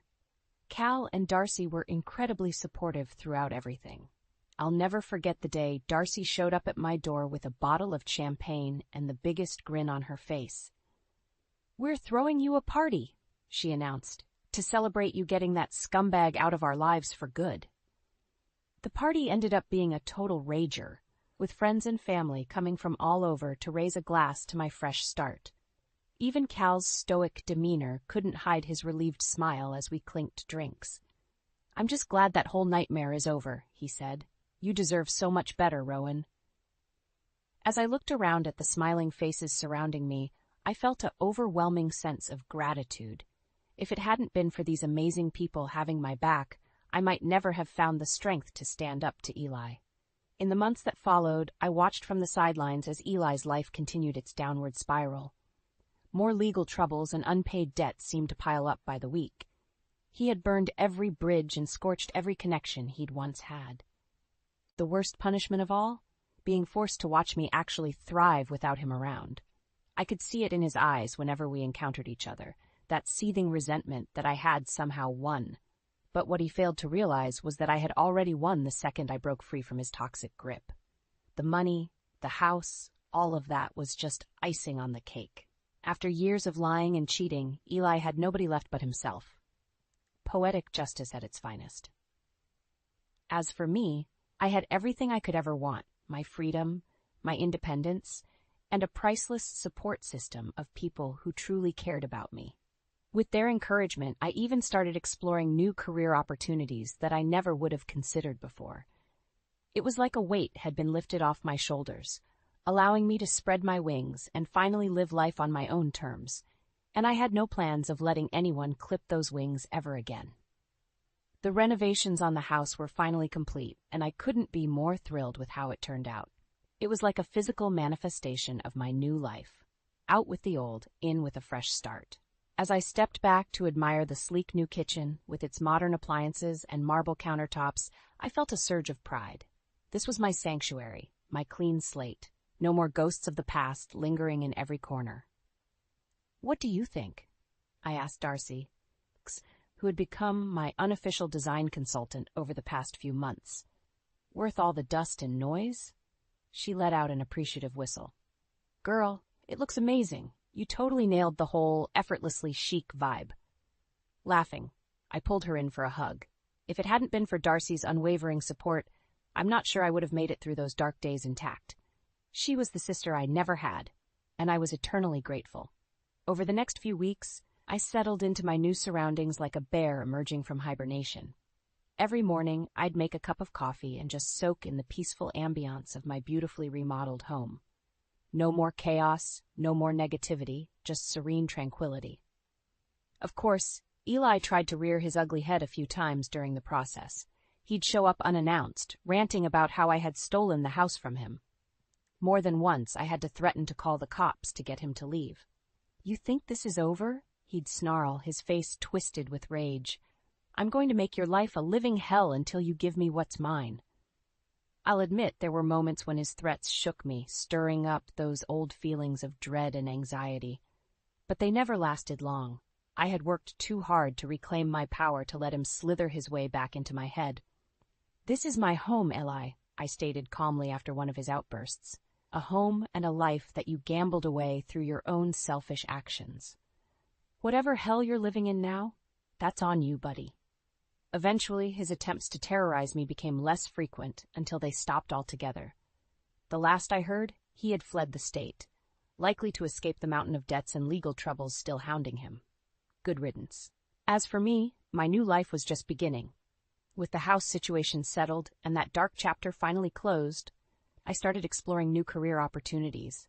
I wasn't interested in just treading water anymore. I was ready to dive in headfirst and chase bigger dreams. A few months later, I landed an incredible marketing job at a prestigious firm in the city. It was a huge step up, with better pay and opportunities for growth. More importantly, it allowed me to flex my creativity and talent in ways I hadn't experienced in years. On my first day, as I settled into my bright, airy new office, I couldn't help but reflect on how far I'd come. From the depths of Eli's betrayal and despair, I had clawed my way back to take control of my own narrative. No more living in someone else's shadow, no more sacrificing my dreams and self-worth for a relationship built on lies. This was my life now, and I was going to live it to the fullest, on my own terms. The future was a blank canvas, and I held the brush. Whatever I chose to create, to build from those ashes of my past, was entirely up to me. And this time, there was no one to stop me from painting my masterpiece.